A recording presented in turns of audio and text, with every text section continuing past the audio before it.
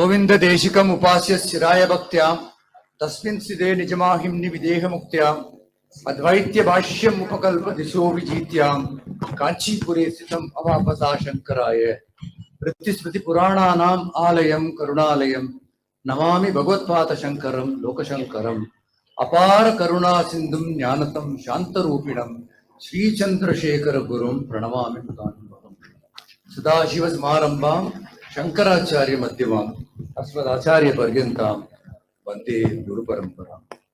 Seeking the benediction of Adi Shankaracharya up to his lineage up to the 70th Guru, the venerated Kamakoti Pindam, Puja Sri Shankar Vijayendra Saraswati Swamigal, in whose benign and divine presence this function is being held, I raise to address you today.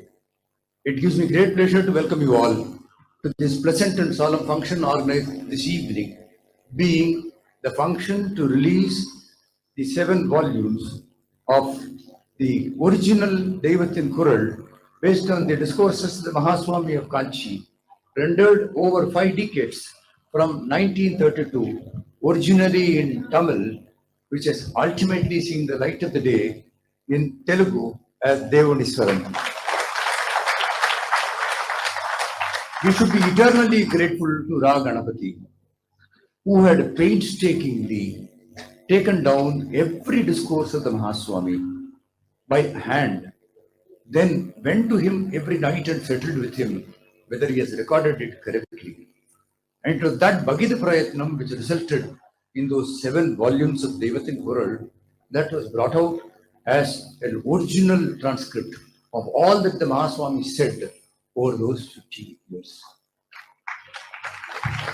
The Sri Kanchi Mahaswami Peetaravana Shadapti Mahotsav Trust was formed in the year 2006 by His Holiness Puja Sri Jayendra Saraswati Swamigal, with himself and his worthy disciple as the patrons, along with Swami Dayanand Saraswati, Sri P.V. Narasimha Rao, Dr. P.C. Alexander, and myself as the managing trustee, with a singular mandate to celebrate the ascension to the pontificate of the Mahaswami, the centenary, in the year 2007, not only in the country but even beyond. It was originally conceived by the sage that we shall dissolve the trust after the celebrations are over. The celebrations were a resounding success. They went all across the globe, be it to Singapore, be it to the Middle East, it went to America, it went to Britain, and even to Europe. During the centenary celebrations, we brought out for the first time in 10 languages the gems of Paramacharya, 100 thoughts of Paramacharya in 10 languages, which is given as an offering of the centenary of the pontificate of that Guru. The Ministry of Information and Broadcasting had abandoned the project to do on the life and times of the Mahaswami. It fell onto my shoulders to retrieve all those archives from the ministry, and during the centenary year, we brought out a 68-minute documentary on the life and times of the Mahaswami, aptly titled as The Sage of Kanchi. After the functions were over, His Holiness suggested that the trust should not be dissolved and the trust should take unto itself a singular mandate to propagate far and wide, to perpetuate, promote the thoughts, the practices, and the interpretations that the Mahaswami gave all during his lifetime. It would reach beyond the borders of the country to people who will understand the greatness of this religion. And therefore, the trust rechristened itself as Sri Kanchi Mahaswami Trust in Mumbai, and then started the journey of being the voice of the Mahaswami. We started this journey by translating the original Tamil into English, Voice of God. English is a medium through which you can easily translate into other languages, because Tamil by itself defies, and it's a big challenge for translation in other languages. And therefore the journey began with Voice of God. It was unlimited blessings of the Mahaswami of Kanchi that at a time when we were wondering who could do this, a Vaishnavite, 85 years old, for ripe in age, came to me for some other purpose and ended up taking up the responsibility of translating Devathin Kural into English. He had no knowledge of the computers, and at the age of 85, he started writing every day at least 30 to 40 pages, translated into English and then sent for composing. At the end of 6 months, that Bhagirath Prayatnam came to an end, and he brought the entire composed 7 volumes to me. Tears rolled down his cheeks. He was never an adherent to the true principles of Vaishnavism, much less a person who was going to temples. He was a very senior officer of the Central Railway, so not adept to religious practices or anything. But when he came to me and he said, so blessed I am that at the last lap of my life, I have understood the religion to which I belong. The greatness of Vaishnavism has come to me. From the greatest Advaitin, who according to me the greatest Vaishnavite that I've ever seen. I haven't learned from the jeers of the various mutts in South India, but from this Mahadvaitin who gave me what Vaishnavism is all about. The translation in Marathi, Sadguru Vachanamrit, was again done by one Mr. Adikar when he was 83 years old, again wrote by a hand. And it saw the light of the day, and then it was translated into Hindi, Parambani, by a Tamilian who is a Hindi professor from Mumbai. So it was easy for her to translate and give it across. It fell onto the shoulders of Madhur Krishnamurthy, the director of Bharati Vidya Bhavan, then 82 years old, when I requested him that he should start the translation in the mother tongue of the Mahaswami, namely Kannada. And when Devavani was to be translated, those were the days when Madhur Krishnamurthy was already making discourses of the Mahaswami in the Kannada televisions every day. And therefore, I thought it is very easy for him to get this translation done. But when the translation was completed, he came to me and told me, I wish I had translated before. Whatever I have been doing as a discourse over the last year in the television, it doesn't cover even 1% of what the sage has said. My understanding of the sage was so limited that I still managed 1 year in the television to speak about him. But today I am blessed that I am carrying a greater understanding of the thoughts and philosophies of the Mahaswami. The greatest breakout that came when we started doing this translation, first in Voice of God when it came, was it opened the eyes. Literally, it opened a window for a Western understanding of Hindu religion. I could not believe when the first copy was taken from me by an American. I thought, okay, they can take it. World Wisdom Incorp decided to bring out a book, Introduction to Hindu Dharma, in America. And it was brought out by Fitzgerald Owell and his wife, who were residents of Bloomington, Indiana. And this book hit the stands in America to give to the Western world an understanding of what this religion is all about.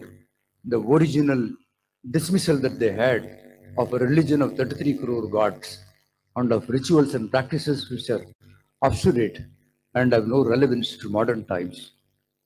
The window for that was changed based on voice of God when the introduction to Hindu Dharma came.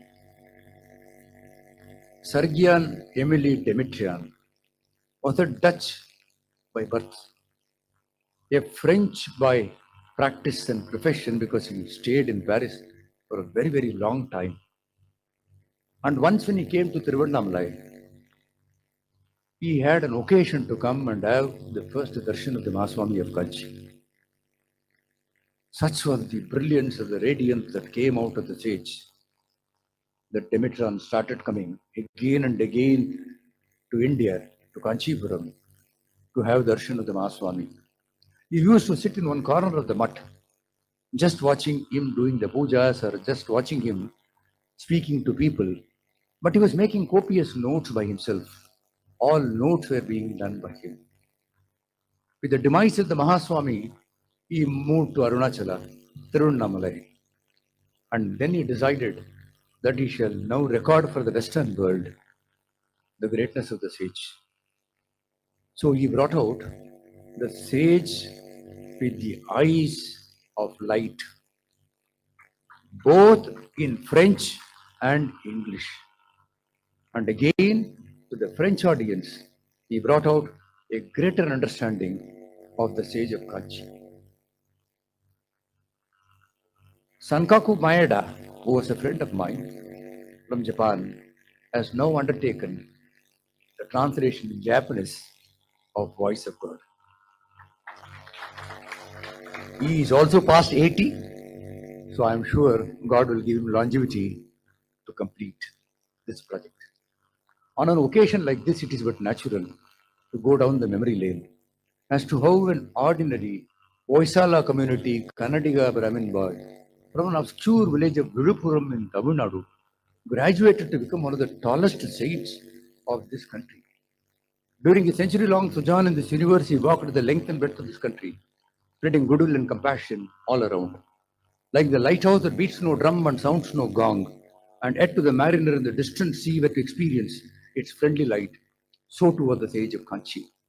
He was a spiritual colossal, the voice of eternal India.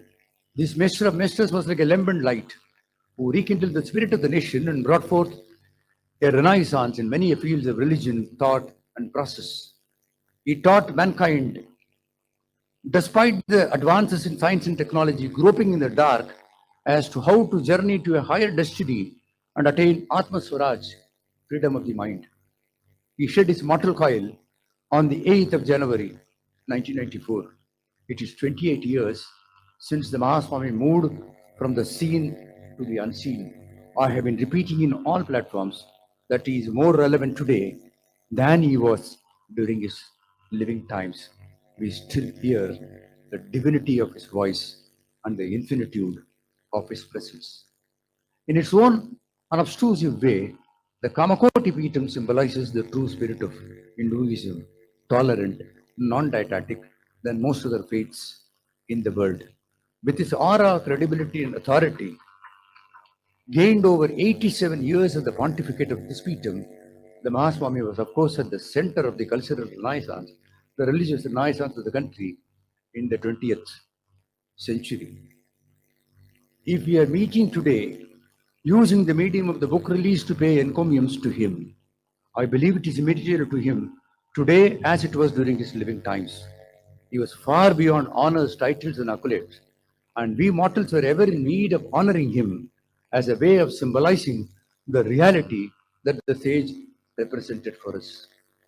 No one returned from his effulgent presence without a sense of fulfillment and confidence to face the challenges of life. To most of us who had the privilege of taking his darshan or even conversing with him, it was as Sant Jnaneshwar said in Jnaneshwari, the experience as Amrita Anubhava, the sipping of nectar. He was like a cool breeze on a warm, sunny day. You all might be wondering as to why 28 years after the demise of the Mahaswami, a Peetam which is adherent to the Telugu traditions, the only Peetam which adheres to the Telugu traditions, did not bring out his discourses in Telugu. And it came in all other languages. I want to tell you, it is the karuna and compassion of Jayendra Perivar. That was the reason why it has taken so many years for this to come. Those days, he had directed Tenali publications to bring out a condensed version of Devatin Kural in Telugu. Unfortunately, the print volumes were far, far more than what was the demand on the ground. And therefore, the books remained in the shelves, waiting to reach the reader. And the Swamiji said, if you have to bring it out right now, those books can never be sold, Shankar. Let's wait. At least my Teluguites have a condensed version now. We will give them a fuller version. The only regret is that we should have brought this when he was around with us. But that is it. But an event has seen the light of the day. We are beholden to the Honorable Justice D.V.B.S. Somayajulu, who has come all the way to be with us this evening to release these books and delegate it to the large world of Teluguites. In fact, singularly, if I have been getting requests from North America, they have been saying, please do it in Telugu first. I think today we are answering the needs not only of the people here, but far beyond the borders of the country. Wherever the Teluguites are dominating and making substantial changes to the life of those nations, they will all feel happy that they will have access to Devuni Swaram. We are beholden to Brahmashi Chakanti Koteshwar Rao for having made all these arrangements in this beautiful Lakshmi Goshala. You could not expect a divine environment than this to bring out a divine voice, and that too in the language of understanding of the state to which all of you belong. I had the fortune of conferring on him the Chandrasekharendra Saraswati National Eminence Award in the year 2015. He came all the way to Mumbai to receive that award. And to have a function in the Goshala takes me to the need for Go Samrakshana. That was one, if you had seen the discourse of the Mahaswami, unfailingly from every subject you will come to Go Samrakshana. But I should tell you, it was a privilege of mine and that of my institution that several years before, 55 years before, the national campaign on Go Samrakshana was started from my institution by the then Prime Minister Indira Gandhi. Others can appropriate the movement for Go Samrakshanam, but it was then that the national campaign started. And what better example than to see his Goshala, to see how they are being cared, attended. If we were to guillotine them and send them across when they become Vayovruddha, that's the greatest crime humankind can ever do. And if we are true disciples of the Mahaswami of Kanchi, I think what Chakanti Koteshwar Rao is doing is to be followed and emulated by all of us, might be not in the scale in which he is doing, in our own way. I always wondered, when the Swamiji wrote in 1966 Maitri Bhajata and told MS to go and deliver it on the 23rd of October 1966 at the inauguration of the United Nations Assembly of that year, the Swamiji had a purpose. He wanted to tell the universe, the world, that this is a Vishwa Guru, this is a tolerant nation, this is a great heritage. It is into unifying the world than to break down worlds or balkanize them across. There can be no better time than now to take the thought of Maitri Bhajata far and wide. Who knows that international humanity cooperation that the Say spoke about may give this country a permanent place in the Security Council of the United Nations, which unfortunately the first Prime Minister did not take. Today, when we want, it's not coming, but when it was given, we didn't take. But I think with the blessings of the sage, sooner or later, we will get that. As I come to the end of my address this evening, may the Jaganmata Kamakoti Kamakshi shed her grace on all of us. May she enable us to incorporate into our lives a little of those thoughts, precepts, and practices of the Mahaswami of Kanchi in this passage of time, in this pilgrimage of perfection, and make our lives apply. Thank you and God bless.